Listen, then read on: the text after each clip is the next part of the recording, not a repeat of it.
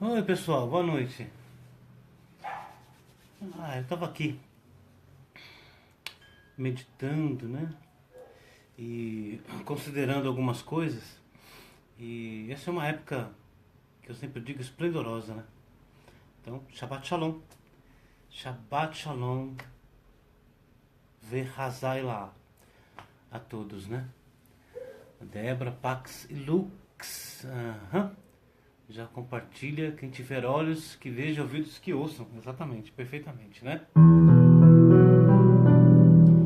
Shabbat Shalom.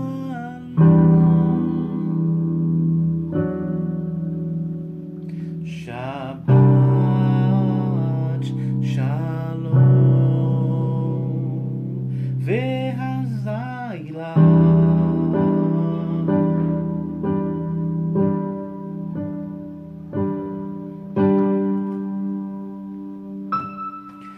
Bom, então, naquele dia nós falamos tanto, né, sobre a transmissão deste código divino celeste para a humanidade, né? Eu estava aqui estudando um pouquinho do Aryeh Kaplan, um grande mestre, um rabino cabalista, né, do nosso século, inclusive morreu novo, que também trabalhou na NASA, esse rabino, né? E ele testou as fórmulas que nos foram deixadas pelo patriarca Abraham no seu livro Sefer HaYetzirah, o livro da formação. E todas essas fórmulas funcionaram. Inclusive, o Sefer HaYetzirah, ele fala de alquimia. A alquimia vem do Sefer HaYetzirah, né? Como, por exemplo, transmutar objetos, né, físicos para outra dimensão. Isso é falado secretamente no Sefer HaYetzirah. Como, por exemplo, transformar objetos, né, em ouro, né? Isso também é falado secretamente no Sefer HaYetzirah, o livro da formação do patriarca Abraão. Não é à toa que Abraão foi o primeiro, depois de Adam Arisham, depois do primeiro homem, depois de Adão, a criar, a construir, fabricar uma criatura inanimada do barro, né, o golem. e conferir a ele vida através das permutações das letras do Aleph Beit, né? Que é o Tseruf, que é o nosso pássaro do Jardim do Éden, que nós revelamos tempos atrás, né? E as técnicas de Tseruf, né? Permitem, né? Nos levam a 231 permutações para frente, 231 permutações para trás. Um total de 462 permutações do Aleph Beit. E essas permutações são, além de místicas, capazes de alterar a consciência e nos arrancar do plano físico para outra dimensão, né? A história, né, conta-se uma Agadá, recente inclusive, de um cabalista, um rabino, que sempre antes do ritual da Shabat, na sua sinagoga, né, ele ficava no seu escritório meditando no Tseruf, fazendo as permutações do Aleph Beit. Como que funcionam essas permutações do Aleph Beit, né? Por exemplo, as 22 letras do Aleph Beit permutadas entre si mesmas. Aleph com todas e todas com Aleph. Por exemplo, Aleph é a primeira letra do Aleph Beit. Então, Aleph Beit, Aleph Gimel, Aleph Dalet, Aleph Re, Aleph Vav, Aleph Zain, Aleph Het, Aleph Tet, Aleph Yud, Aleph Kaf, Aleph Lamed, Aleph Mem, Aleph Num, Aleph Samech, Aleph Ain, Aleph Pei, Aleph Tzad, Aleph Kuf, Aleph Reish, Aleph Shin, Aleph Tav. Depois, ao contrário. E depois começa a partir da letra Beit. Beit Gimel, Beit Dalet, Beit Re, Beit Vav, Beit Zain, Beit Het, Beit Tet, Beit Yud, Beit Kaf, Beit Lamed, Beit Mem, Beit Num, Beit Samech, Beit Ain, Beit Pei, Beit Tzad, Beit Kuf, Beit Reish, Beit Shin, Beit Talef, Beit Tav.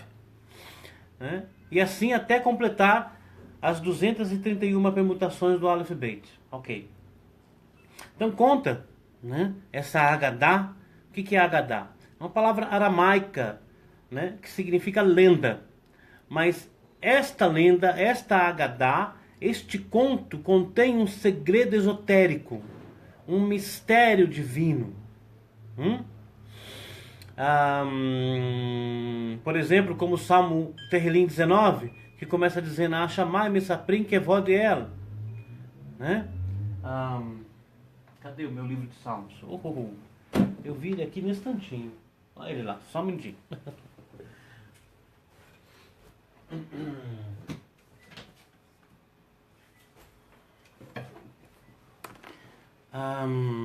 Aqui. Terrilim 19. O Terrilim 19. Terrilim 19. Ele diz: Ashamai Mesaprim Kevod El, Maasei Yadav, Magid, Arrakia. Essa palavra Magid aqui, né, ela tem raiz na mesma palavra que Agadá, que é então uma lenda que encerra um mistério, um segredo, um código. Então aqui ele está dizendo, né, os céus declaram a glória do El e o firmamento, as estrelas, as constelações, né, contam secretamente, porque aqui tem a palavra Magid, né, a sua obra digital, porque aqui diz, né, em hebraico, né, Ashamai Mesaprim Kevod El, o Maaseh Yadaiv, né, dos seus dedos, porque nas suas mãos, né, obra digital, né, escrita nos céus. As constelações, como eu explico no meu livro Os Filhos das Estrelas, são as letras do alfabeto celeste. Porque existe o alfabeto superior e existe o alfabeto da Terra. Assim também existe o DNA das estrelas e o DNA da Terra. Então existe o DNA dos seres dos céus e existe o DNA dos seres da Terra. Então os seres do céu fizeram o quê? Eles pegaram os seres da Terra e mesclaram o seu DNA com os seres da Terra. Ok? Mas então, voltando ao nosso amigo Rabino, né? Que todas as sextas-feiras ficava no seu escritório com a sua rodinha de tseruf, permutando as letras do alfabeto hebraico. Numa determinada noite, enquanto as pessoas da sua congregação, da sua comunidade, se antecipavam à recepção da Rainha Celeste, do sagrado feminino, né, do lado feminino do Criador, do Divino, o Rabi ficou no seu escritório meditando nas permutações, conversando com aquele pássaro maravilhoso que vive no Jardim do Éden. O que é o Éden? É um nível de consciência superior, elevado, expandido, ampliado. Isso é o paraíso. Então o Rabino ficou lá conversando com o pássaro, permutando o Aleph Beit. Ele estava usando o seu talit, o chale de oração, não sei se vocês já viram, né? Aquele chale com o qual os Yehudim, os judeus, se cobrem para as suas preces e que representa o sagrado feminino, a luz da Shekhinah. Ele se cobriu com seu talit e ficou ali permutando as letras do Aleph Beit. E se conta que ele sentiu uma energia que o envolveu completamente. Mas, como ele estava acostumado a fazer isso todas as sextas-feiras, ele ficou ali, né? Quando um dos anciãos da Beit Knesset, né, da sinagoga, da comunidade, da Kehillah, subiu ao escritório do Rabi para obter informações do que era para ser feito a seguir, uma vez que já haviam se antecipado à recepção da rainha sagrada, Shabbat, e agora estavam esperando pela descida do mestre para continuar o ritual, e depois o mestre, como de costume, contava uma história, né? Um conto da sabedoria, né? E encerrava com as palavras secretas do Zohar. Então esse senhor, esse ancião, subiu até o escritório do mestre, ficava sempre com a porta aberta, né? E ele parou diante da escrivania, né? Atrás da qual o Rabi estava sentado na sua cadeira, né? Coberto com o seu talit, né? E permutando as letras do Aleph Beit. E o Rabi percebeu, quando aquele ancião chegou, parou ali, e não querendo incomodar o mestre na sua meditação, ficou esperando, né? E o mestre ficou olhando pela fresta do seu talit, né? E pensou, será que ele não vai falar nada? Né? Esperando que um ancião, então, conversasse com o Rabi. Passado alguns segundos, como não houve manifestação, o mestre, então, educadamente, né, se dirigiu ao ancião e disse, pois não, senhor. Quando então aquele senhor deu um pulo para trás, assustado, e perguntou, mestre, de onde o senhor saiu? E o Rabi olhou para ele e falou assim, como assim de onde eu saí? Eu estava sentado aqui na cadeira. Eu estou sentado aqui na cadeira. E o ancião disse, não estava não. Porque eu estava olhando diretamente para a cadeira e ela estava vazia. Foi então que o mestre percebeu que ele havia sido tirado daquela dimensão para uma outra dimensão. E então ele estava oculto dos olhos das pessoas naquela dimensão na qual ele pertencia. Se você quiser chamar isso de ter ficado invisível, bom, isso é com você. Ok? Então, esse é o poder da interação do Aleph Beit celestial com o Aleph Beit da terra, com o DNA dos seres dos céus e com o DNA dos seres da terra. Evidentemente. Né? Então, Ashamai Mesaprim Kevod El, o Maaseh Yadav Magid Hakia. É isso mesmo? Oh meu Deus, eu tô ficando velho, hein? Eu estou ficando um pouquinho velho. Ai, ai, ai, ai, ai, ai, ai, ai, ai, ai, ai, ai, ai. Ah, ops. Oh. Ashamai Mesaprim Kevod El, Maaseh Yadav Magid Hakia. Né? Essa primeira parte aqui, inclusive eu explico sobre isso no meu livro, Os Filhos das Estrelas. A Shammai Mesaprim Kevod El tem a gematria de 887, que é a mesma gematria de Maharal Mi Prag, Maharal Mi Praga, né? Que Maharal de Praga foi o que fez o Golem no século XVIII. Como ele fez o Golem? Usando os segredos do Aleph Beit e os segredos das constelações também. Como pode ser visto naquele filme alemão dos anos 20, chamado Der Golem. Não sei se você já viu esse filme, mas se você não viu, procura no YouTube. Der Golem. É um filme alemão sobre a criação do Golem. Ok, né? Então, vamos então aqui, depois dessa questão, né, de falarmos um pouquinho do Rabino conversando com o pássaro místico do Jardim do Éden, que lhe contava os segredos divinos, né? Vamos então aparar as rebarbas que eu deixei na outra conversa que nós tivemos na outra noite, quando eu falei acerca do Zohar, tecnologia alienígena, né? E evidentemente não foi abordado tudo, né? Por exemplo, né? O Midrash, não sei se é Gênesis Rabá, que diz que depois da queda de Adão, antes do nascimento de Enosh, as pessoas morriam, mas os seus corpos não se decompunham. Isso está escrito no Midrash, acho que Gênesis Rabá, aí no meu perfil, no álbum de fotos, tem sobre isso, na linha do tempo, né? Eu já publiquei a respeito disso. Foi só a partir do nascimento de Enos, que os corpos então passaram a se decompor depois da morte. Antes disso não havia decomposição.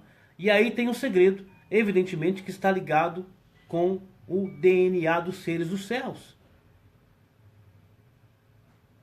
que estava linkado, codificado, mesclado, casado com o DNA dos seres da Terra, né?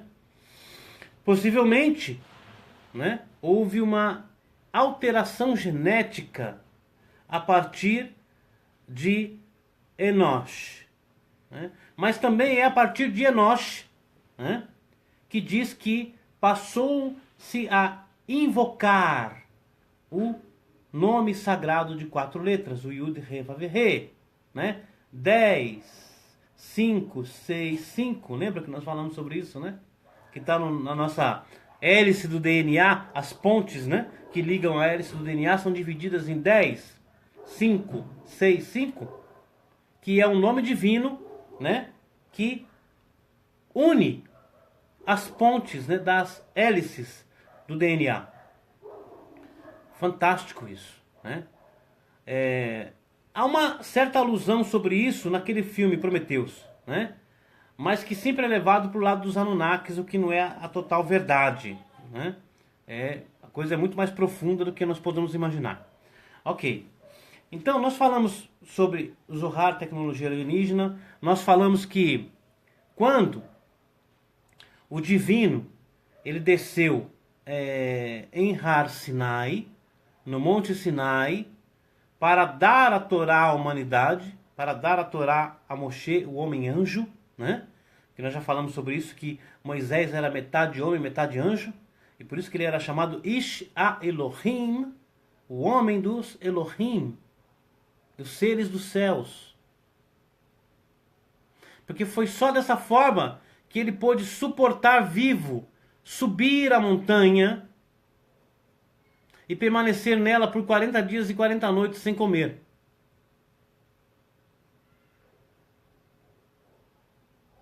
Né? Ok. Então nós falamos sobre isso. Nós falamos que o que está escrito, né? Em vários textos, nos Salmos, no profeta Samuel, no livro do Êxodo, que quando o sagrado desceu sobre o Sinai, né? Os céus baixaram e se abriram, né? E eu explico aqui que isso é um Stargate, um portão estelar foi aberto. E aí a montanha foi arrancada do solo inteirinha. A montanha todinha foi arrancada do solo, levitando, subiu, entrou por esse Stargate e foi virada de ponta cabeça. Isso está escrito no Midrash. E desceu novamente, mas ficou flutuando nos ares. Também o Zohar, Talmud diz que muitos israelitas morreram no processo, porque não eram dignos de presenciar aquele momento. É por isso, e foi justamente por isso, e foi isso que chamou a atenção do Erich von Däniken, né? Quando ele estava traduzindo os textos quando ele era jovem. Ele leu que Deus, o sagrado, bendito seja ele, mandou cercar a montanha, colocar uma cerca, né? Para que as pessoas não se aproximassem da montanha quando Deus descesse nela. E ele estranhou isso. E foi aí que deu o gatilho, né? Que fez com que Erich von Däniken desconfiasse, né? Dos deuses astronautas. Ok.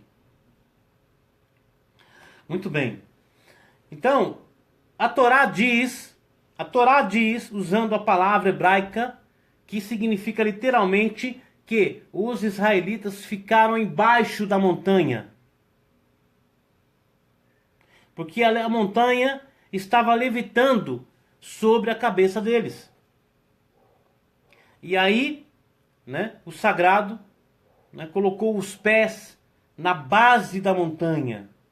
Isso está escrito. E aí, o que está dito na Torá? No Gênesis capítulo 1, no Êxodo capítulo 24, no verso 10.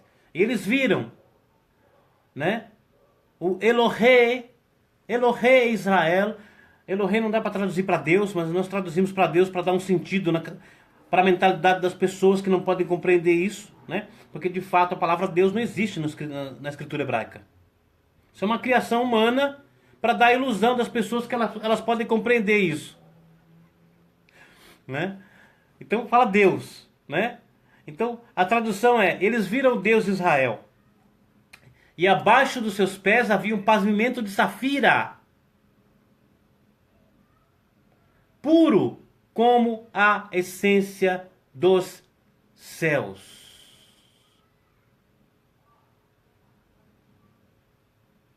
Aí eu explico em vários textos, né, que de fato eles viram 6 pavimentos de safira, né, e que eles foram trazidos ao futuro e contemplaram toda a tecnologia que emergiria no futuro. Isso tudo foi visto pelos israelitas naquele momento na qual o divino desceu, né, sobre o Monte Sinai. E o Salmo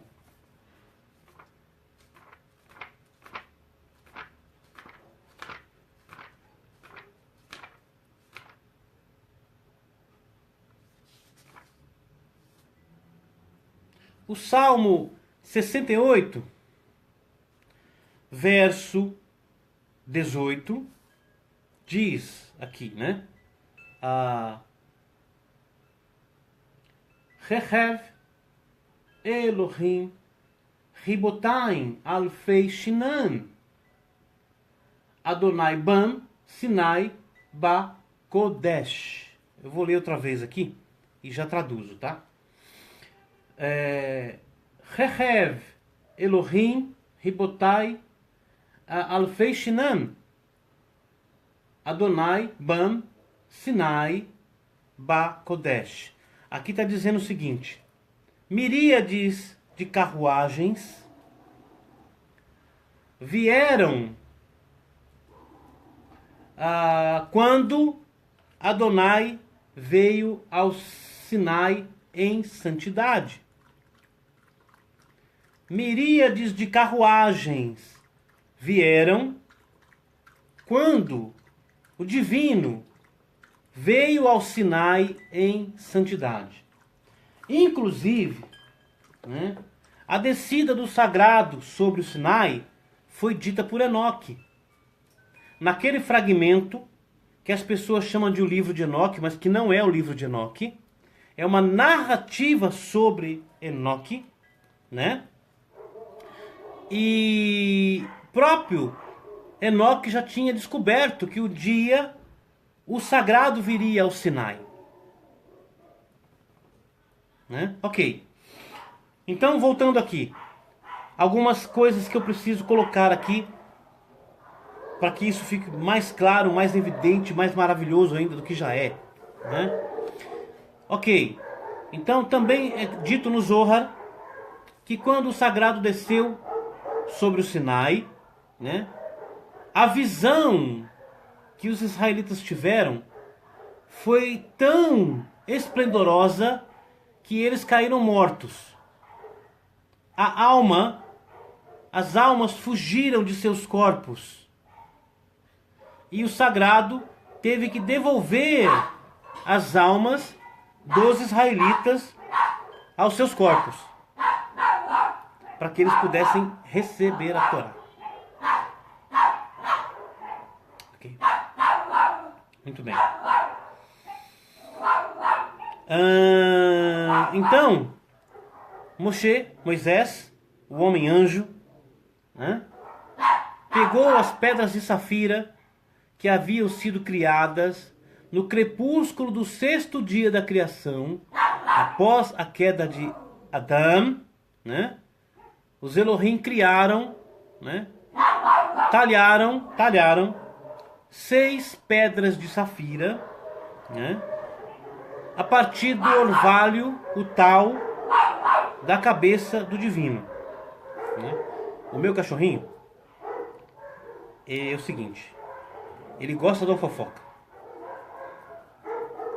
E aí o pessoal, os cães da rua latem e ele vai latir junto, porque ele quer participar da conversa. Então, é o que vocês estão ouvindo aí. Ok. Então, Moisés e os Elohim, né?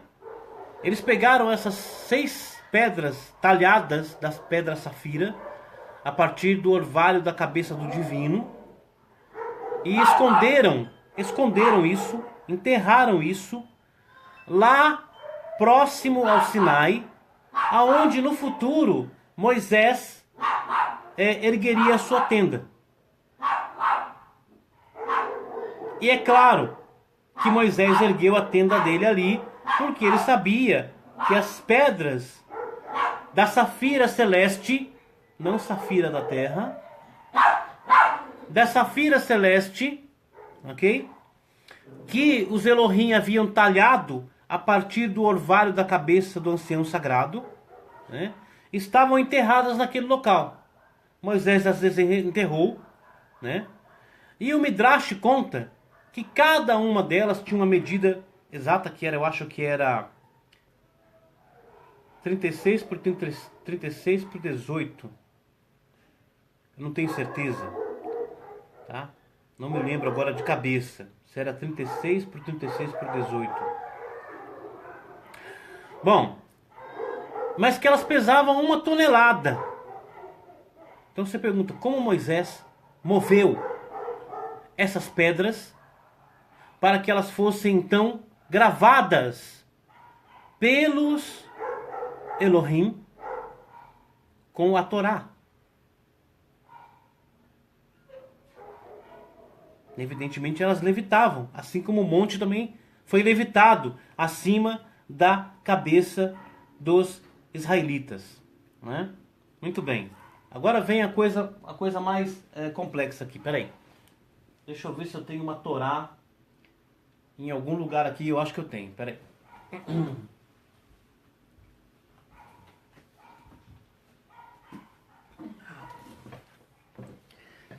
Tá aqui.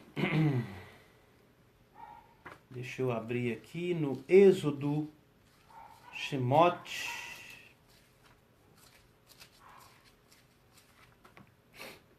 Shemot, capítulo 32. 29, 33, 32.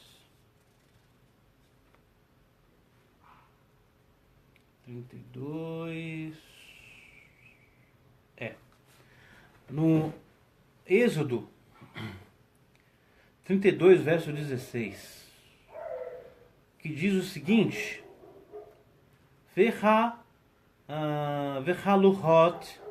Vehaluhot Maase Elohim Rema Vehamikitav Mi Ritav Elohim Hu Harut Al Haluhot. Vou ler de novo aqui em hebraico, né? Estou lendo aqui. Vocês vão ver aí ao contrário, porque eu estou usando a câmera frontal do celular, então, né? Mas está aqui, estou lendo aqui. Então aqui está escrito: Vehaluhot Maase Elohim Rema Mihitav Elohim Hu Harut Al Haluhot. Que a tradução aproximada, uma vez que a tradução só pode ser aproximada, porque nós nos emprestamos de palavras de uma outra língua para dar significado que está no hebraico aqui. Mas de fato, muitos dos segredos e dos mistérios que os israelitas conheciam naquela época se perderam. Porque a Torá é um código e muitas vezes não se encontra palavras que nós possamos nos emprestar delas para dar significado ao que está aqui no hebraico.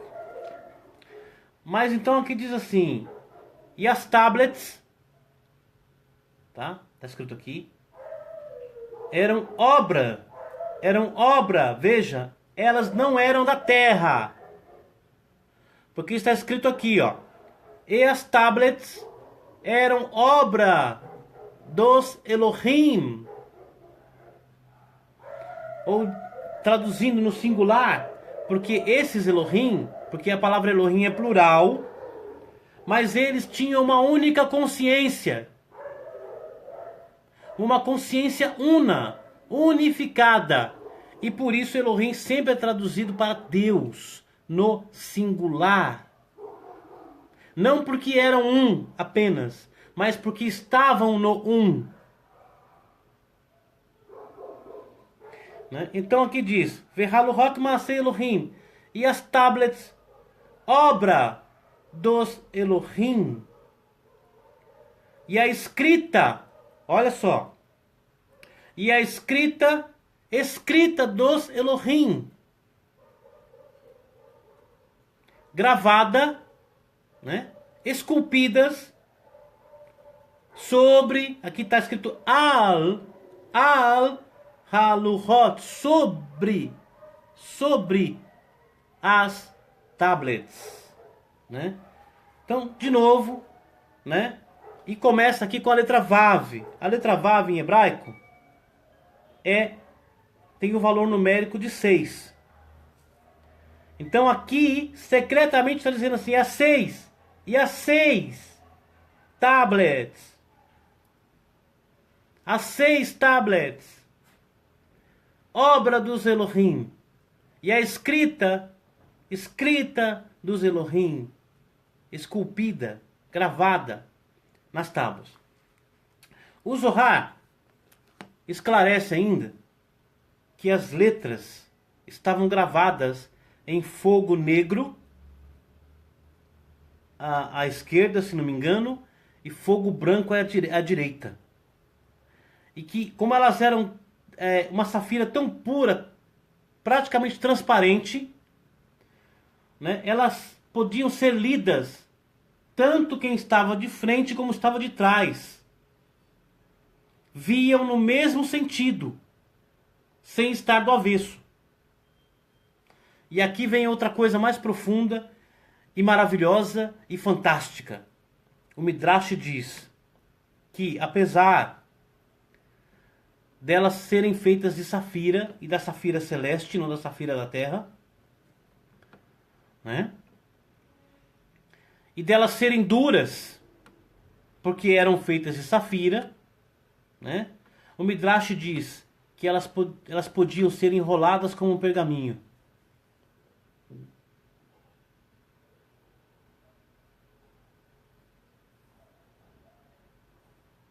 Está escrito no Midrash isso. Que apesar delas serem de safira e serem duras, elas podiam ser enroladas como um pergaminho. E além disso, né, como elas pesavam 1 tonelada cada uma, então são 6 tábuas, 6 toneladas. Né? Como que Moisés ia carregar isso? Então diz que elas levitavam, elas não tinham peso, porque nelas estavam gravadas as letras Samer e Mem. Samer e Mem. E a letra Samer, ela escreve a palavra Somer, que é sustento. Então a letra Mem retirava o peso das tábuas, e a letra Samer fazia com que elas ganhassem antigravitação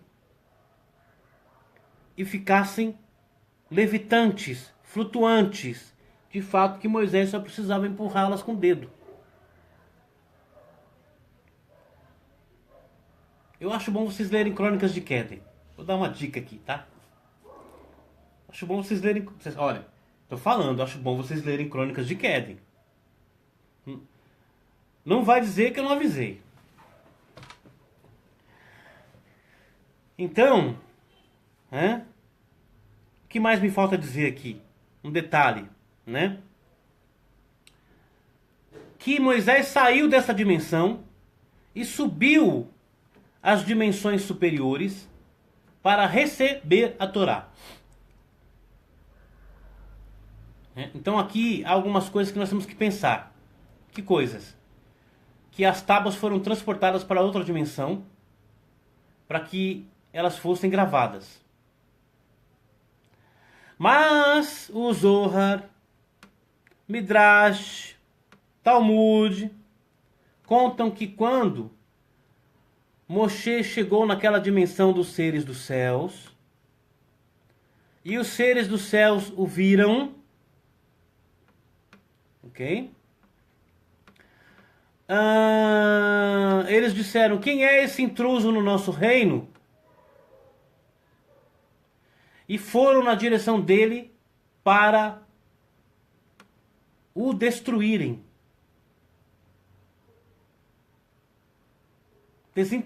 Desintegrarem Moisés. Mas então, diz que Moisés sacou da sua lança, do cajado, e pronunciou os segredos do nome divino. E eles pararam e disseram: ops, quem é esse que conhece os segredos do nome divino?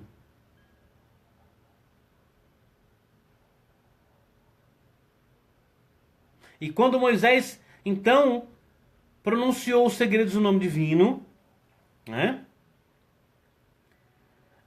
O sagrado desceu. Deixa eu me lembrar aqui. Não sei quantos milhares de céus. E olhou, né? E aqueles anjos que queriam queimar Moisés, o divino disse: vocês vão guiá-lo aqui, em cima. Imagina só a reclamação que aconteceu, né?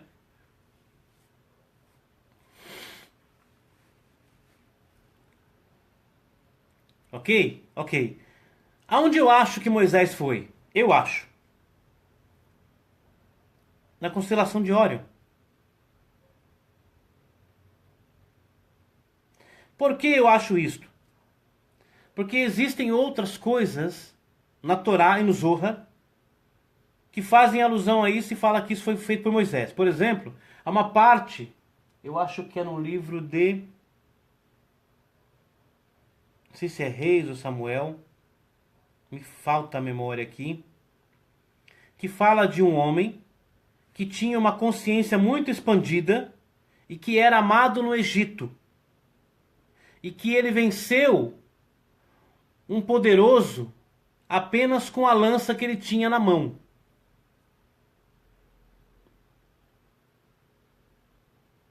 É chamado Ishmidá. Ishmidá. Vou falar de novo.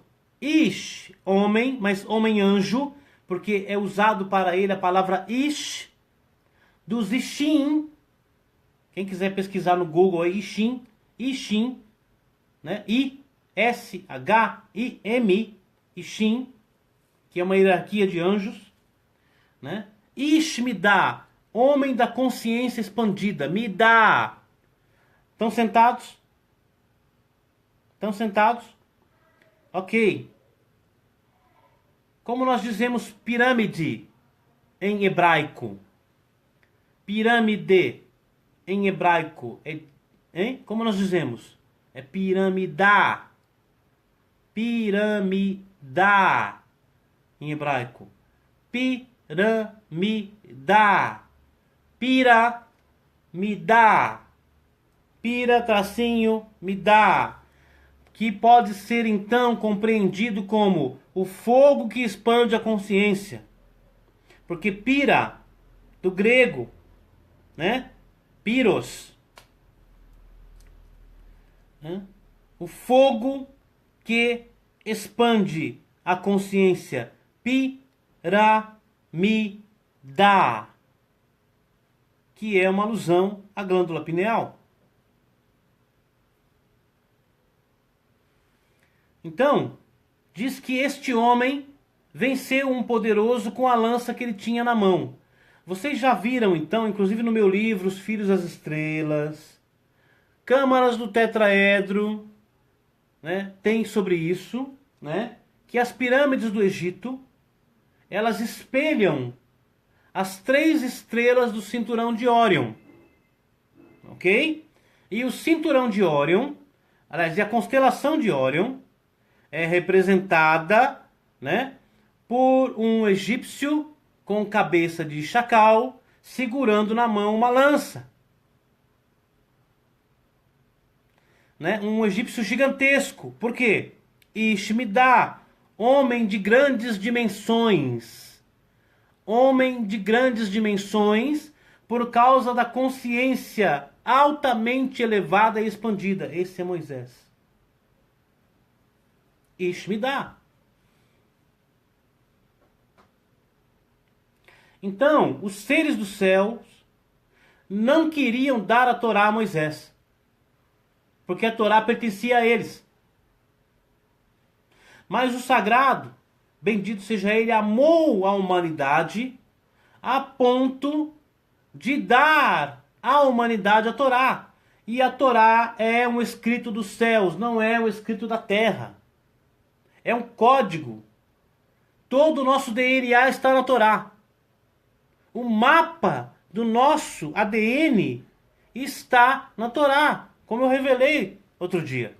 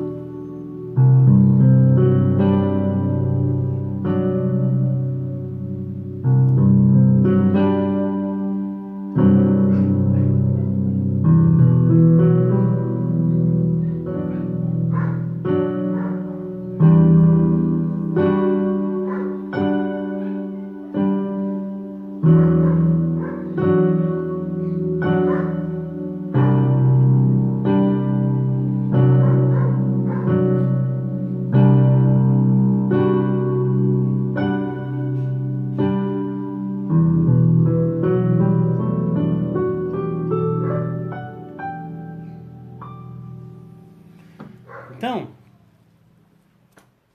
esse foi o amor do sagrado pela humanidade, a ponto de ele então, né, dar à humanidade a Torá. E a Torá tem a capacidade de corrigir o nosso ADN e de abrir os segredos do nosso ADN. Estava lendo ali, então, Aryeh Kaplan, né? Vou ler aqui um pedacinho, só um pedacinho aqui para vocês, né? Desse livro aqui, ó. Imortalidade, Ressurreição e a Idade do Universo. Uma visão cabalística. Isso aqui foram ensinamentos e segredos publicados por um rabino há mais de 800, 900 anos atrás.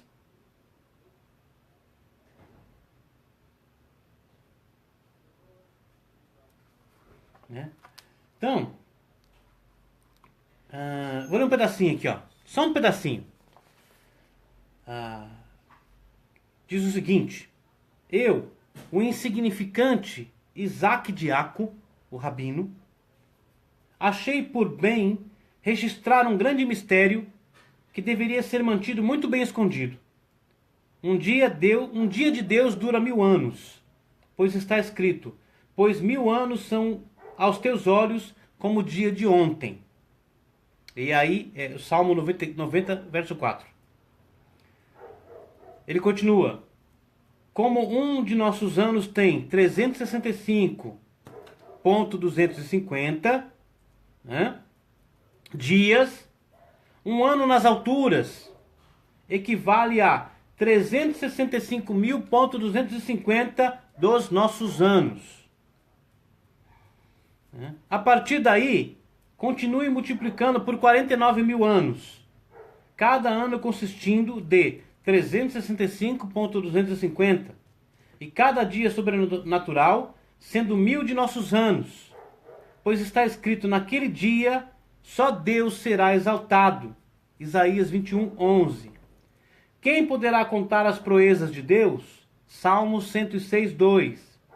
Abençoado seja o nome daquele cujo glorioso reino dura para sempre. Aí ele continua: tudo isso se refere ao que dizem as Escrituras. Contudo, não importa quantas vezes este número seja dobrado, não chegaria a ser um segundo para o divino. Entretanto, no tocante ao ser infinito, basta que ele seja chamado infinito. Aí ele continua dizendo o seguinte: a prova evidente de que o mundo existiu por muitos anos a partir do versículo de Isaías, que diz: o menino morrerá com 100 anos. Ele está dizendo aqui o segredo que ele encontrou no profeta Isaías, que no futuro, entendeu? Nós vamos atingir um estado de longevidade tão alto que uma criança será criança com 100 anos.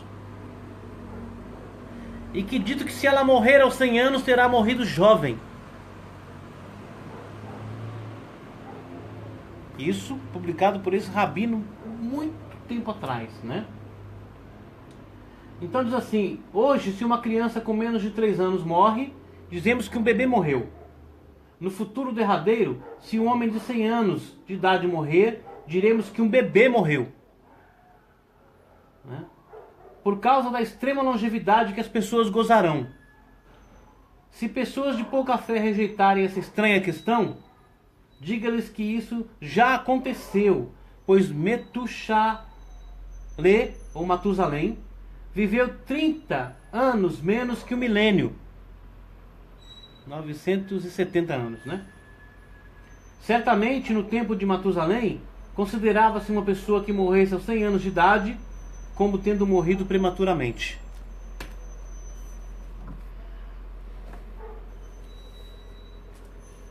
Bom,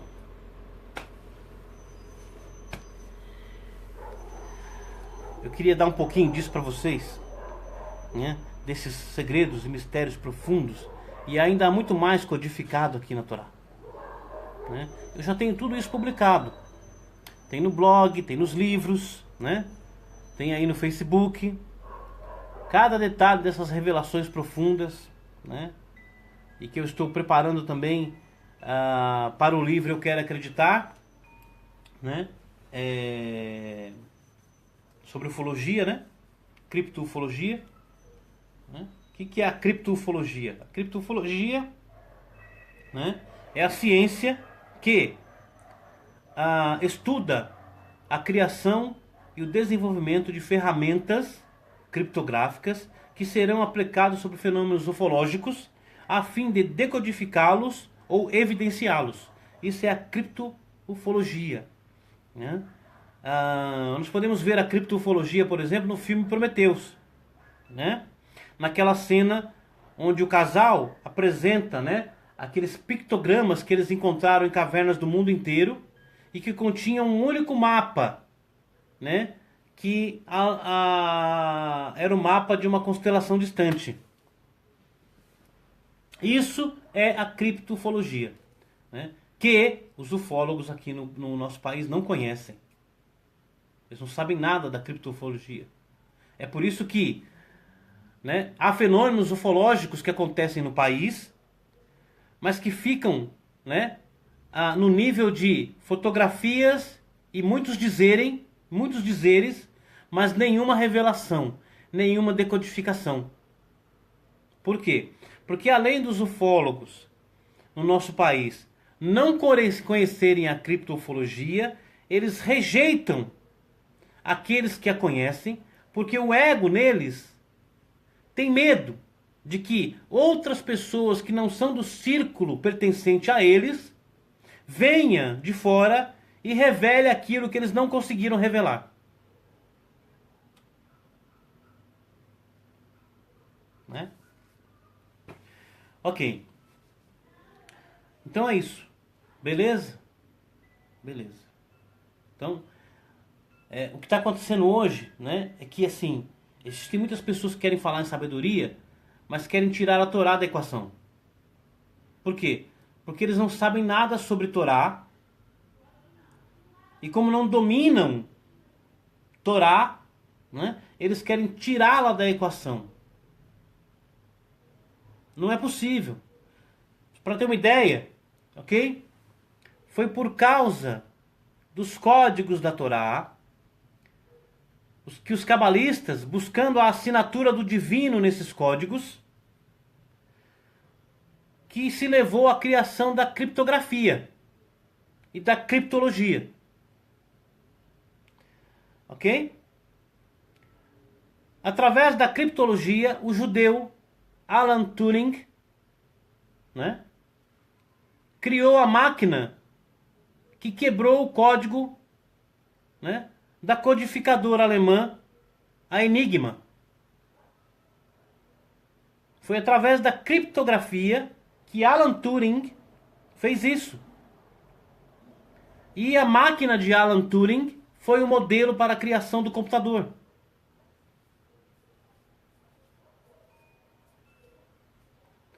Assistam o filme O Jogo da Imitação, com o Benedict Cumberbatch, que fez o Doutor Estranho, né? Doctor Strange, o mesmo ator. Tem na Netflix, né? O Jogo da Imitação, Imitation Game. Vocês vão ver, né, essa questão. Então, foi por causa da Torá que nós temos a tecnologia que temos hoje. Outra coisa que eu não falei, que eu vou falar aqui agora, eu esqueci. Ainda bem que eu lembrei. Nesse verso aqui que eu li, né? Vehaluhot Maaseh Elohim, Rema, Veha Mihitav Elohim Hu Harut Al Haluhot. Tá? Tem outro segredo profundo aqui. Eu não sei se eu conto, viu?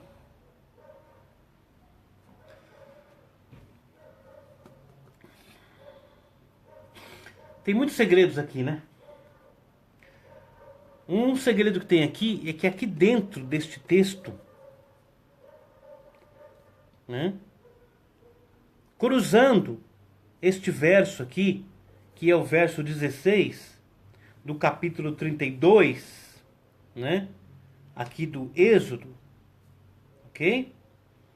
Dentro desse texto tem a palavra hebraica Mahshev. Mar Shev, Mar-Shev, que em hebraico significa computador, tá? Dentro desse texto aqui, um texto que foi dado à humanidade há 3.300 anos atrás,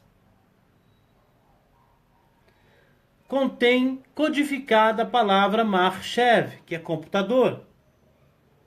E a palavra Mar-Shev, computador, tem raiz na palavra Moar, que é pensamento.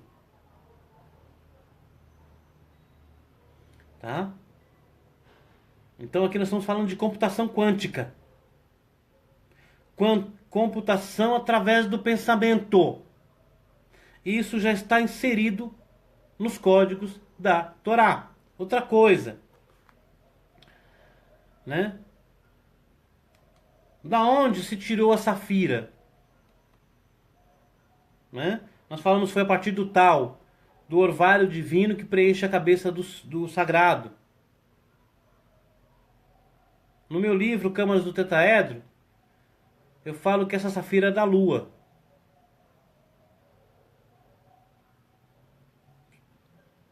Por que eu falo isso? Porque a palavra Luhot, que é a palavra para tablets, é plural aqui.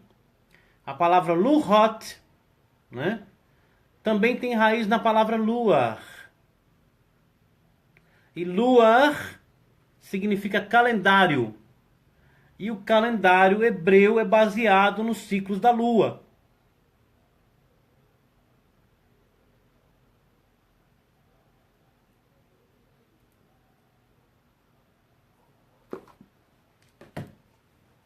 Não sei se eu estou certo, né? Eu posso até estar, de repente, divagando. Mas eu retirei isso estudando a criptografia da Torá. Não foi uma invenção. Ela tem uma base linguística e criptográfica.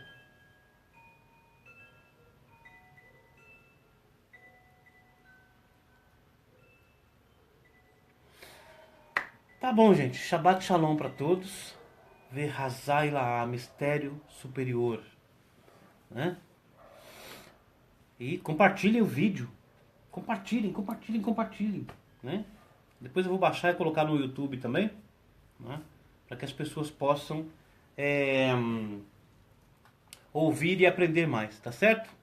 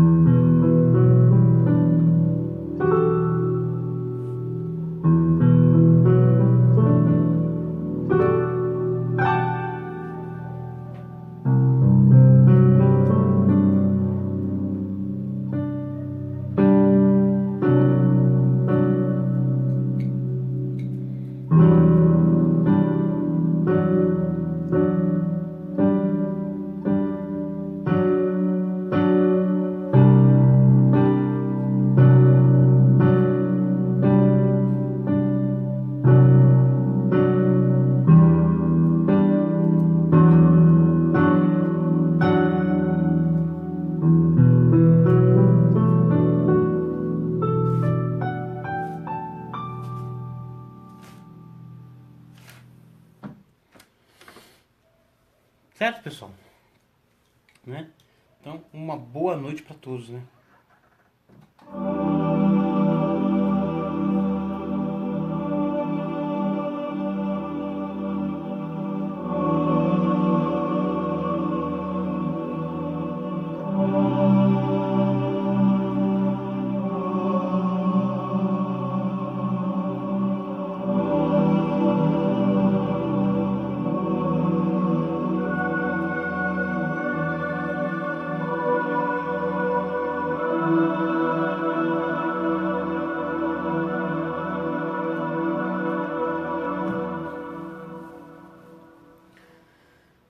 Bom final de semana para todos nós, né? E até uma próxima transmissão neste mesmo local, com este mesmo piano, né?